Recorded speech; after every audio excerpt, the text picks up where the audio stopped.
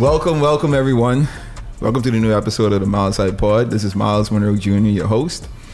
As you know, on the pod, our goal is always to entertain, educate, and elevate you miles high above your fears, your doubts, and any limitations that you may think exist, always knowing that those limitations only exist in your mind.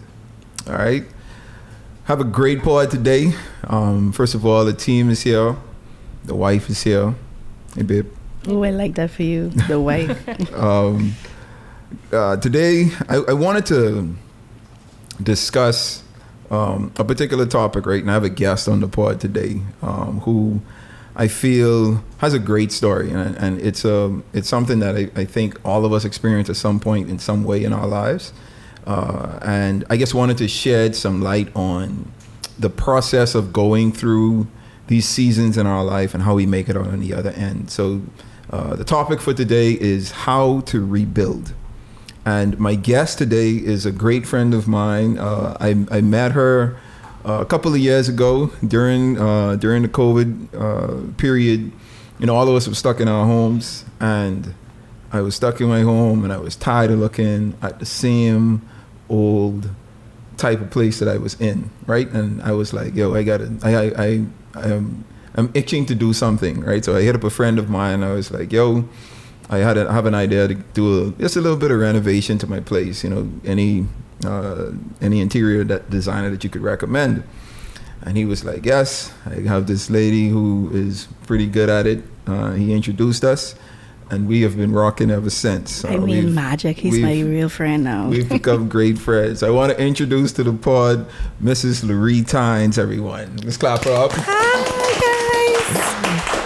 So, yes. Welcome, Lowree. Thank you for having me. Thank you for joining me today. Like I said, the topic of today's pod is how to rebuild, but I want to let's start with a little bit of an introduction to you, right? Mm-hmm. So you are Bahamian, born and raised in the Bahamas. I'm Bahamian. I like to say things twice because I want you to know I real authentically. That's how you know we real Bahamians, when you say things twice. So if you encounter a Bahamian and they say something like morning or married or that's truly a Bahamian. God. Yeah, but go ahead, just a brief introduction, Lowree. So tell us a bit about yourself. So I am a wife, a mother of two, and interior designer.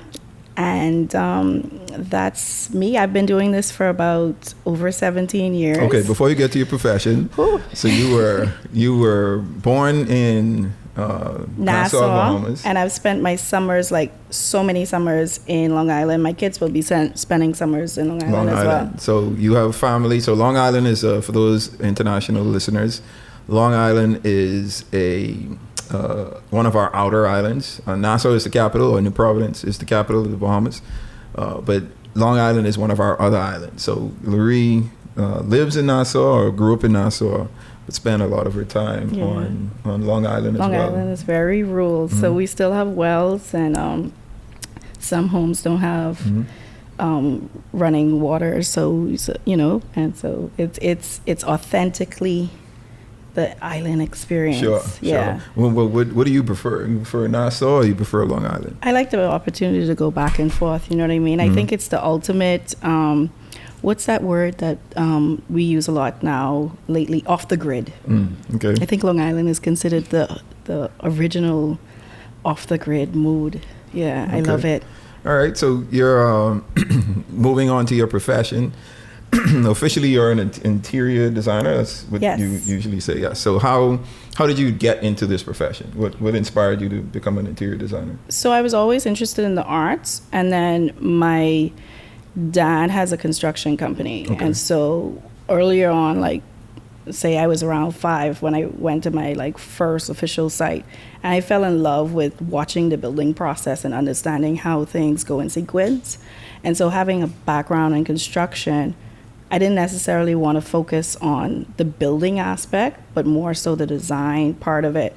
And so that's how I got started. I went to art school, and I spent the first 2 years just studying the history of art, painting, and it was a great experience. I can't lie.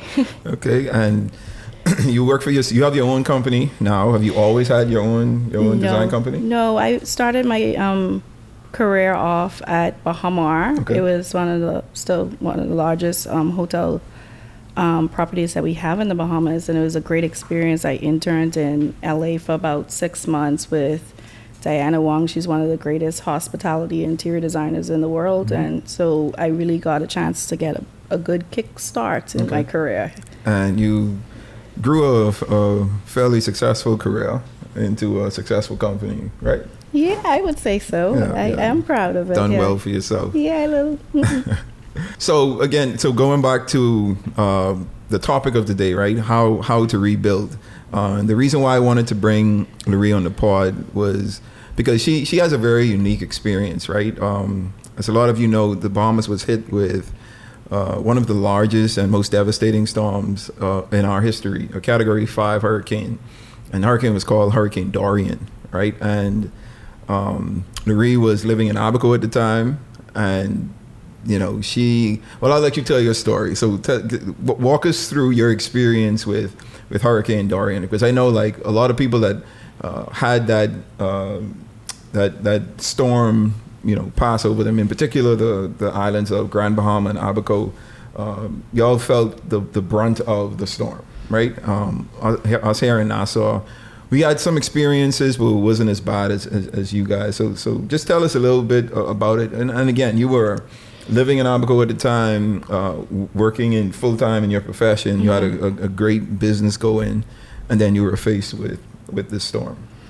I think it was one of the hardest hits I've ever had to experience, because it wasn't just like we had a hurricane and then we could go back home. It was more so there was a hurricane, we lost our businesses, we lost our home, we lost our vehicles, we lost the content of our home. And then in addition, we lost our schools and community. And then we all had to start over, and it was the force to come back. And I think when things like that happen, you have to feel it, you have to be in that space, and you have to accept what's happened. And so I took a while to be in my feelings. Sure. So, and I mean, that's expected. So I want to walk through like different aspects of your life, both personally and professionally, in talking about the effects that the hurricane had on it. So when it comes to your business and the business side of things, the aftermath of Dorian, how did that affect business? So luckily, I had some clients on board before the hurricane, so their projects were still ongoing, and I actually wanted to quit. Like, I wanted to say, like, okay, I actually gave them other designers that they can work with, and that we could just close out the project, because I just need my time. I may not want to design anymore. I don't feel like if my furniture's in the ocean somewhere that I am able to source furniture for someone else. So I tried, but they wouldn't let me quit. And so that's HLB, the big picture. And then even when we met, I was because we had the hurricane, and 6 months later, COVID happened. And so it was very much like a hit and hit. So when one right after the other. Yeah, it was hard. And so how did it affect your family, right? Because you're married, you have 2 kids. How did the aftermath of Hurricane Dorian affect your marriage and the rest of your family? Well, we became, I would say, climate migrants. They don't want to use the word migrants, maybe more so climate refugees or replacements. Climate travelers, maybe we could use that term, which is more politically correct. But so we ended up in, I would say, the best place we could. We went back home. So my parents, being that they are humanitarians since I could remember, they've always had people seek rescue in their home. This was a little bit more difficult because this was their family, so it was personal.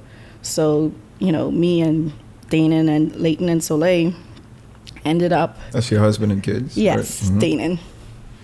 And Leighton's here too, so he's very excited. What's up, Leighton? And yeah, so it was a very difficult transition. And also for me, it was, I was all in my feelings. So I was very expressing my feelings a lot. And Danon took it a different way, completely different. He held it in. And so we both weren't on the same page. And so it wasn't just that we had the storm happened and then like you just move on. Like our family was going through an aftermath of the storm. Absolutely. And we had to not just rebuild a home, but rebuild ourselves. And I think people miss out on the care for kids as well. Like 1 week they were back to school, and the next week we were on another island back with my parents with limited toys. And I say that because my son was very devastated about the toys. And we think about it like, oh, well, we lost our stuff and we were upset. So he's allowed to be upset about his toys, Sure. you know. And so we came back and we tried to settle in, but it was difficult, you know. And even with school, finding a school for the kids was hard for me because I didn't want to be forced to choose a school because we were relocated. And everybody's like, well, you don't have that privilege. I was like, well, they'll just wait until I make a decision on what school they're going to go to. Sure. Because at the end of the day, it wasn't about being privileged. We had lost everything. So at least let me have the kids go to a school that I want them to go to. And luckily we were able to settle them in. But I look back at the photos of the kids and their face were like in shock. And people always say, kids are so resilient, they'll bounce back and this thing and the next thing. It's not that simple. The kids need care, otherwise you'll have that childhood trauma later on in your adult life. It's definitely a traumatic experience, right? You was living in Abaco, another island in the Bahamas. Hurricane hit, you lost your home, all of your possessions, and you had to relocate to Nassau, right? You were in Abaco, living in a home, you and your family, in a comfortable space, right? And then you had to move back to Nassau, and your entire family had to move in with your parents. Like, only could you imagine, you know, the effect it had on, you know, each and every one of your family members, including your parents, having now to adjust with you guys being in the home, right? But how did it affect you personally? Like, what was your personal experience in the aftermath of Dorian? Well, I guess I could track back. So in 2015, I experienced postpartum depression. And the reason why I feel like it got so bad was I was too afraid to talk about what was happening to me. And so I didn't get help until like 9 months. So for me, when this happened, I didn't want anybody to tell me, shh, don't say nothing. Oh, shh, you don't need to talk about that. Nobody was going to hush me at this point in my life. I was going to express my feelings as I felt it. And it was hard. It was like, I had somebody tell me that 2 weeks later that I don't understand why you're so upset, right? I said, okay, so 2 weeks ago, before the storm, your car got a scratch on it and you were livid. You were upset. You cried about your car getting scratched. But you're looking at me after losing everything that I owned and said, I don't understand why you're so upset. My car was mashed up like paper and had fish swimming in it when I found it. So I think that people lacked empathy, you know, and people who were in the same economical background as me could not really put themselves in that position to say, wow, I lost everything to me. Oh, but this person, you know, they lost this and they lost that. You should be grateful.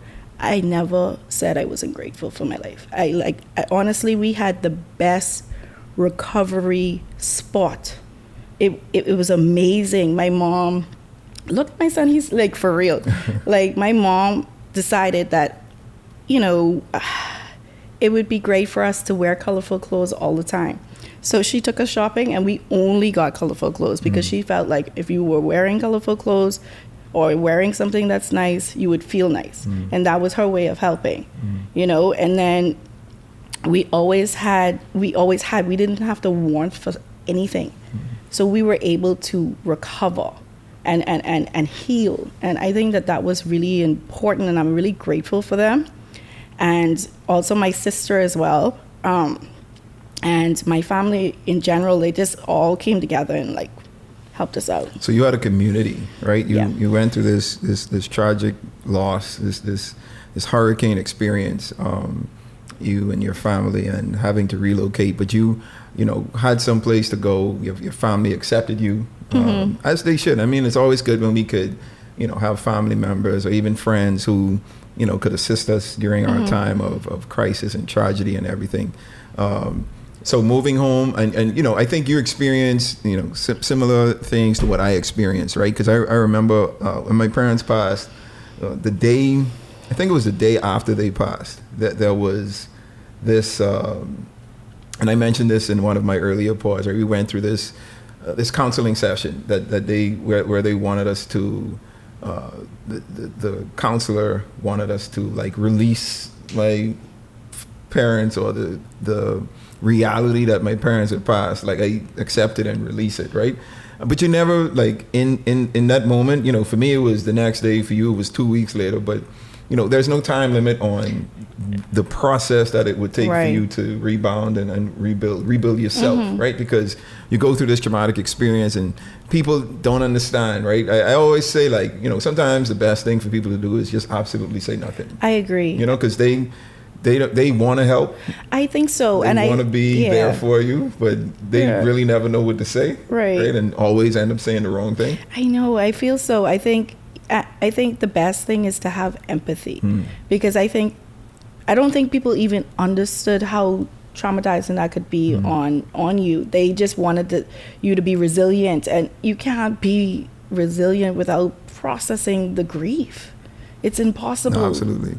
And I think you said something that kind of, I think, echoes like what I've been saying for a number of episodes on this pod, right? You had postpartum depression after the birth of your child, or during your pregnancy, I should say, and you didn't want to say anything, right? You didn't deal with it until, I think you said 9 months, right? Yeah, it took me about 9 months before I could even say anything. And my thing is that, and I could be real with y'all, like, Danon's amazing. Danon's our husband. Yes. Shout out to Danon. We just got married, and I couldn't stop crying. And it didn't make any sense to me. And Layton's over here right now. He's now 12, and we're both healthy and good. And he didn't experience a depressive mother at all. His version of mother is really awesome. Positive. I would like to say, look, he's saying yes too. See?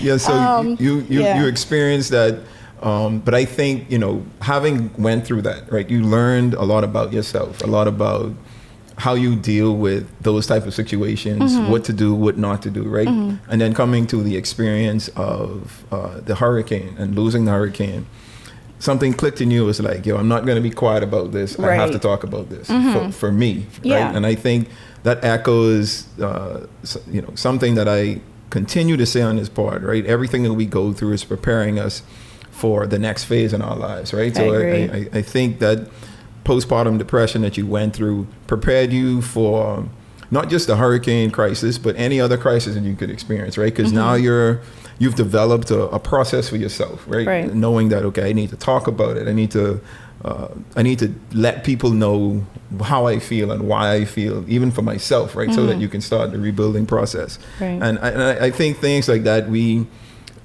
it almost goes unnoticed, or we take for granted. But we should always recognize like our growth, even how, no matter how small it is, right? With every situation that we go through, we learn something about ourselves. Right. I definitely. And we learn how to develop and process things so that we can make it out on the other end, right?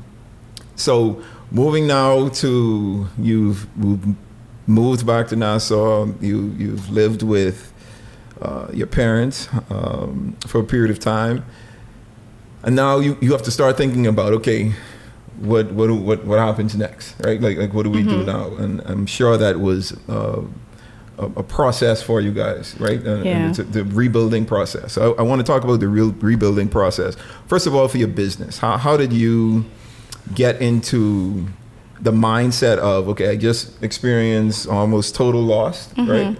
But I'm starting now to gain my ground and get a sense of normalcy somehow. Right. And I need to get back to work. So how was the process of getting back to work? So I guess this was just like the perfect client before the storm occurred, because we were working on an accounting firm with office space. And so when the storm happened, we continued to work on their project and develop it. So the client allowed us to stay in their space in one of the offices so that we could rebuild. Right. And so they gave us a space to create, which is so meaningful. But again, I spoke about losing everything and putting in all my cash. So being an accountant and auditing firm, it made me wake up to how to address my finances. So we basically rebuild the company, but not just the design aspect, the business structure. And we had people at our disposal to help us with the financial aspect, help us with the accounting aspect, and also have a space for us to create. And it was really, really a good time. And we spent about a year there. And then I was like, okay, we now need our own space, which was very scary for me, because Dana likes this a lot about me now, but I don't rush to spend money as much. I plan it a little bit better. I do run out sometimes, but only, justified or whatever. And then whatever I purchase or invest in, I have to love it. I'm not gonna gather or pick up a lot of things. It has to have some sort of meaning to me, has some sort of version of a value or add value to what my life. And so having that steady space, oh my goodness, I'm so grateful, especially to Mr. Galanis. Oh my God, he's my favorite. He is, because he didn't know who I was, and it was so funny to say it like that, right? Because him and my mom worked together for years, and so when he met me, I continued to work, and then after he had already agreed for me to stay in the space and stuff, he was like, "Why didn't you tell me who your mom was?" I was like, he's like, she's an accountant. You would have, basically figured that I would have known her. I was like, I didn't know you guys were great friends or whatnot. Right. And it was just, they gave us a safe space. Yeah. So it sounds like you had a community, right? Because you had a network of family and friends that assisted you in this rebuild. You think you could have done it without that community? No, and then I have some really close friends as well that listen to me talk endlessly and cry for forever. And it was a lot of crying. It was a lot. It was very painful, and I don't want to discard that or push that away. It was a very painful feeling, and I think for a lot of people to see that pain, it's uncomfortable. I realize that now. It's not everybody can handle seeing that level of grief. And it doesn't make them not your friend or your family. It's just, we all have to protect our feelings as well. We can't pour into somebody else more than we have. And we spoke about partially about rebuilding your business. And I want to come back to that, but let's go to your family, right? Because you went through this devastation, now rebuilding your family to the point where maybe you guys were, where you were prior to the storm, or even in a better place to the storm, right? So how was the rebuilding process for your marriage, your family, and yourself? I think it's important to have communication. I think that, like I said before, me and Dana experienced the aftermath a bit differently, and trying to be on sync, and we're both in pain. The kids are in pain, and it's hard to comfort someone when you're in that level of hurt, like devastation. Like, so we both had to step out and take care of ourselves, and then also take care of each other. Right. So it was, step out is the wrong word. Sorry. No, I know. I think we know what you mean. Okay. We know what you mean. Because I ain't going nowhere. No. We know what you mean. It just takes some time out for yourself. Yeah. No, we got it. So, the things that we would have done before, we kind of needed to still do. Like, Dana go hang out with his friends, or I go out and hang out with my friends, or hang out with, my cousins or whatnot. Because I have a really close cousin. I call her my sister, friend, cousin. She's one of the best.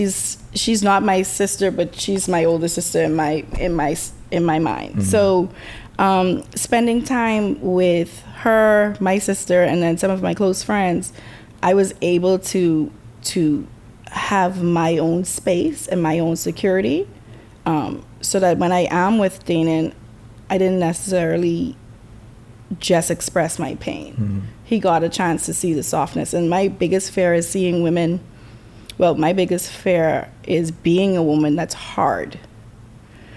So, which means my grandmother, she just passed away last week. And she was the hardest person I've ever met. Mm-hmm. Strongest person, but hardest person as well. Mm-hmm. And I love her dearly for all the lessons, but I don't think she's ever been able to be soft. Mm-hmm. And I don't think women should be hard. Right. I think that they should be given grace. Mm-hmm. And I don't think she was able to have that. Mm-hmm. Yeah. So you and your husband, I think, did what a lot of us need to do, right? Especially when we're going through like a tragic experience, work on ourselves, right? Figure out how or what it is that we need to do to get ourselves where we could at least start to, extend ourselves to our loved ones, right? Because I can't imagine, and a lot of people, I think the difficulty that people have is that a lot of people can't relate to the trauma and devastation that a lot of other persons experience, right? Right. I wanted them to. I was mad that they couldn't. But now that I look back at it, I wouldn't want anybody to feel what we felt. Mm. Like, it's like awful. Yeah. So but I did want more understanding in that time. I think it's one of those who feels it knows it kind of thing, right? Because, in losing my parents, like someone who lost their parents, like I couldn't relate. Like I remember when I was super young, I was in a choir, kids choir, and our choir director, he lost his parents, both of his parents, in a plane crash. It was I can't remember the airline, but it was the airline crash that happened over the Florida Everglades in the 90s. And I just remember the feeling of seeing him depressed, because he was like someone that I looked up to, that I loved, and just him losing his parents, and he was so like devastated, and but even at that age I couldn't relate. And when I lost my parents, like he was the first person that I thought of, because like I was like, wow, this is how he felt, right? And regardless of like how much I love someone or know someone, like unless I'm not saying that it's impossible to be able to relate, but it's hard to be able to relate, right? It's hard to be able to relate to someone losing their home and their business and everything that they owned, or it's hard to relate to someone who lost a loved one unexpectedly, right? And I think the difficulty that we have is we try to force we try to force ourselves to be able to relate. And again, like we just don't say the right things. Like we always put our foot in our mouth. So like now, I always encourage people, like sometimes the best thing to do is to say nothing. I agree. Right, just be there. Be like your friends and family, for example. They were just an air for you to talk. Right, because I remember one time I was with my cousin, and I could talk about it a little bit. So we went back to Abaco 3 days after the storm. Oh, wow. We were the first plane to land on the island after the storm. And they refused to have me on the plane, and somehow I convinced the pilot that it would be a good idea to send just at least one woman. Like it might make sense, right? And they were not into it. And so I finally convinced them, and this is how me and my sister work out really well, right? When needed, our team is undeniably like tight. So she stayed in Nassau, and she was like, okay, Lowree, I don't need you to panic, but it's gonna be bad, right? So she stayed in Nassau, and she kept the GPS locations, and everybody called her. Nobody called me. She turned off my phone somehow. Basically, nobody messaged me the entire time I was there. I was only focused on the information she provided to me. So she sent GPS locations to our friends and family so that we can find them and make sure that they are secure at home. Most of them had young kids. And so our goal, Danon and I, Danon does this all the time. I've never done it before. Danon always goes after a storm to help. I've never actually physically gone. I've helped with donations of clothes or sorting out food and all that kind of stuff. I do that version, but this was really personal, so I had to go. And so when we arrived there, that level of shock that my sister was referring to happened. And so I was like, shooks, I don't think I could do this, right? But then it occurred to me that why can't I do it? Sure. You know what I mean? Like I was like, we're already here. This is gonna be hard. So I like sucked it up, and I was like, okay, I'm gonna figure it out. We got to the house, and it was the first time I've ever seen a body without being in the morgue. Ooh, my whole heart, it was painful. So, of course, anybody that experiences that had to get, they gave me a timeout. The guys gave me a timeout. And so Danon put me back in the car. He took the keys to the car. They left me at the airport. So they went and they got different people to come back to the airport, and then Lorette continued to send me, Lorette's my sister, by the way, continued to send me the different GPS locations. I gave the information to the guys, and then they went ahead and got all our friends and family. And for me, I had to take a break, and I did. And I valued the fact that I took my time out. And when I realized that I was going to be sitting at the airport for a while, I ended up trying to figure out how best we could organize the transport of so many people that were at the airport. Sure. The airport control was exhausted, and so I ended up sitting in the front with the security and sorting out, mothers, kids, the elderly, the sick, and then men who decided that they wanted to go with their families or wanted to stay to help. And I don't think I would have done something like that in terms of I don't think I would have found the strength if it didn't personally happen to me.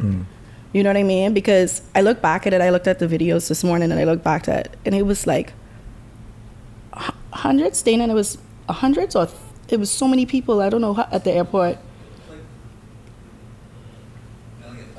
Yeah, it was like almost 1,000 people, and I am terrified of public speaking, and I stood up in front of all these people without fail and said, "Look, guys, I went through what you went through, so we're all here to help. We're not trying to delay your process of getting back home, but it's about experiencing things and seeing your strength in your losses."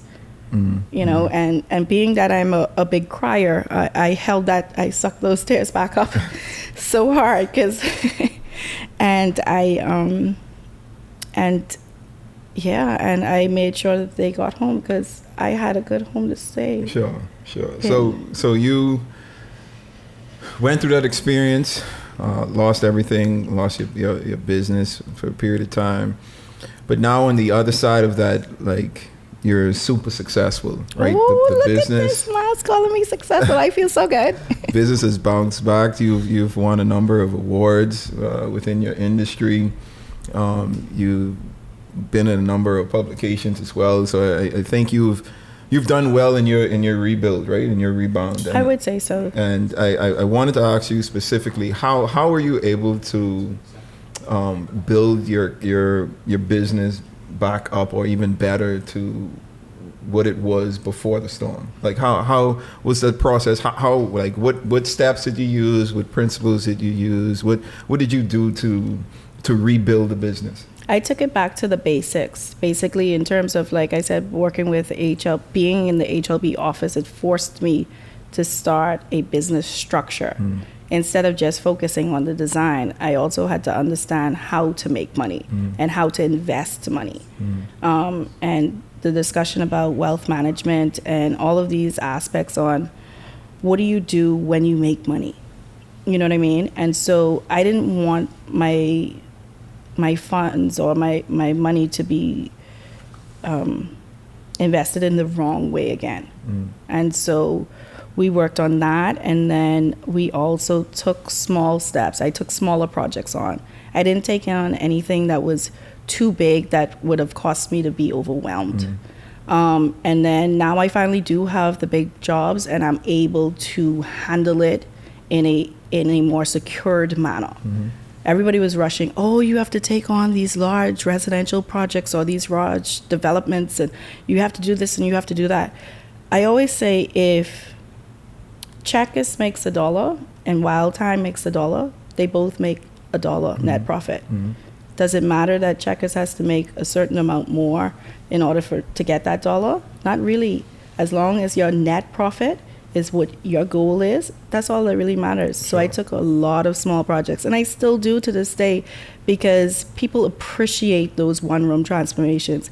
Like I had these 2 Jamaican ladies. Oh my God, it was one of my best to date. It was a small kitchen, and they once it was finished and we did the reveal, the lady said, "Oh my goodness, you did." It was her appreciation for what I did. Sure. Was so heartwarming that I tend to realize. It made me realize that design is so much more than, and I've always known this, but it registered again that it's so much more than what you put in the space. It's more so how people live and how they feel in the space. Yeah. Yeah, and I totally agree with you, right? Because when you're, the way you grew your business is just taking it back to basics, like you said, right? You go back, and I like to say, do the math, right? I break everything down. Like, what do I have? Like, how, what resources do I have access to? What are my expenses, or what are my responsibilities? And I differentiate the two and figure out, like, what am I going to live on? And it sounds like that's what you did, just taking it back to basics, right? It isn't a quick process, right? I'm sure it took some time. It did take time, and I think I'm glad that I took that time, because I think rushing into these larger projects, I would have failed, and I would have failed epically. I also took time to watch what other business and companies. I ask, what was challenging in your business? What would you have done differently if you had a chance to do it differently? And so I've learned from others and their failures, trying to make less mistakes, trying to build my business as the structure that we have in the design. So I'm not rushing to do a rendering. I'm starting from the concept. Sure. I'm starting from the program. I'm understanding what the client's needs are first before I try to push out a design and I miss a step. You have to start from the beginning. You can't miss steps when it comes to creating design. Right. So go back to basics, and then you learn from others within the industry, or gaining information. I think that's also key. Definitely also key. So, what would you, someone in who is in your position, or maybe will be in your position one day, right? Lost their businesses or encountered a tragic event. What would be your advice to them? What would you say to them, and how they can rebuild and rebound from that situation? I think it's important for you to take time. I think it's essential to process your grief first. And then I also think that you have the opportunity to start new. So if you, before a tragedy, wasn't doing what you really wanted to do, this is that opportunity for you to start over. It's going to be hard. It's not going to be easy. It's going to take a lot of time, and there will be pain with it, because with pain you have growth. Also try to educate yourself on areas that you feel that you're weak in. Like we talk about postpartum depression. I wouldn't say it's a weakness for me at this point. Going through that made me more strong. And so every time for the past couple of years, I've studied about depression, and I've studied psychology and cognitive skills. I've spent time studying more about what happened to me than I've studied interior design, in order for me to be able to take care of myself. But then if I also recognize when it happens to somebody else, and I am the one that's going to call it out, and I don't feel bad about it, because if I could prevent something happening to somebody that's close to me, then I don't care if you're mad at me. No, for sure. Each one teach one, right? Yeah. That's the principle in that. No, I think that's great advice, Lowree. And I think each of us, if you don't think you're going to go through a similar situation, or you don't think you're going to experience something tragic in your life, I think you're being naive, right? And the purpose of this is I didn't want you to just hear it from me, and the things that I've seen and the recommendations I've made, but hear from someone else who has been through not the same situation, but something similar, and has made it out on the other end. Like I said, Lowree has been able to rebuild into a very successful business. Her and her husband are doing very, very well. Thank you for the blessings. Speak it. Continue to speak it. I cannot wait for everybody to see what we have in store this year. No, it has been our best year yet. And that's great, right? That's great, coming off losing everything to the best year you've ever had. And now I can appreciate it as well. I think I was, earlier on, everybody was like, you got to appreciate what you have. You have to appreciate what you have. It wasn't that I wasn't grateful. It wasn't that I didn't appreciate what I had, but the loss was valid. And people need to feel like they have validation to have the feelings that they have. Sure. And I have a whole lot of feelings, so I needed to let it go. Nah, that's great. That's great. I'm super happy for you, Lowree. I'm really glad to know where you came from, and the experience that you had to where you are now, and the experiences that you're having, and your happiness. You can see it. It's all over your face and your family's faces. I'm super happy for you guys, man, and I appreciate you coming on and telling a little bit about your story. But let's do some plugging. Let the folks know how they can get in contact with you if they want some interior designing, or just to figure out how they can take advantage of the services that you offer. So we have an office. It's in Sandyport, 212 Lagoon Court. And you can find us on Instagram. I have been quite honest on my thread about the process of interior design and what we do on a daily basis. So that's LT_design_studio. I also have TikTok. You can find me on TikTok. It's quite funny, not the other versions, but the showing interior design. And then Facebook, and then my website is LowreeTynesDesign.com, and our office phone number is 421-3326. All right, so all of our Bahamian listeners, and if you're international, maybe you want to invest in the Bahamas and find a vacation home here, Lowree is the person if you need to deck it out. Okay, so we're going to put all of her information somewhere here in the middle of the screen for you guys to contact her. For those of you who are listening, she just told you what it was. So if you need to reach out, please do so. And I promise you won't regret it. Lowree does a very good job. I was pleased with the work that she's done for me so far. That makes me feel really good. I'm definitely going to engage her again when I build the house. We're gonna make some magic happen. I tell you, I have plans for that. That was the wife just now. She's excited. Yeah, I think so. I think it's good to create your family home. No, for sure. Yeah. For sure. Well, that brings us to the portion of the pod where we do a milestone, and kind of just wanted to summarize what we've been talking about. Right. The milestone for today is the push you need may not be something that you like. but it's something that is necessary. All right, so you're in a position in life where you feel uncomfortable or you aren't doing enough, right? And sometimes we need that little push, right? We need to be thrown in the fire, right? To figure out how we're going to survive and make it out. And sometimes that's the push that we need. And the push comes in many different ways, right? It comes in tragedy, it comes in crisis, it comes with loss. But that experience builds us and develops us into a stronger, better person. And, we're able to just be better, right? Be more successful, gain a better knowledge of our experiences and how we can empathize and sympathize with others, all right? So look forward to the push, and I just hope that push accelerates you to another promotion in your life, all right? So that brings us to the end of this episode. Lowree, thank you so much for joining us. Thank you for being here. My pleasure. I'm so happy to hear your story. All the best in your future endeavors.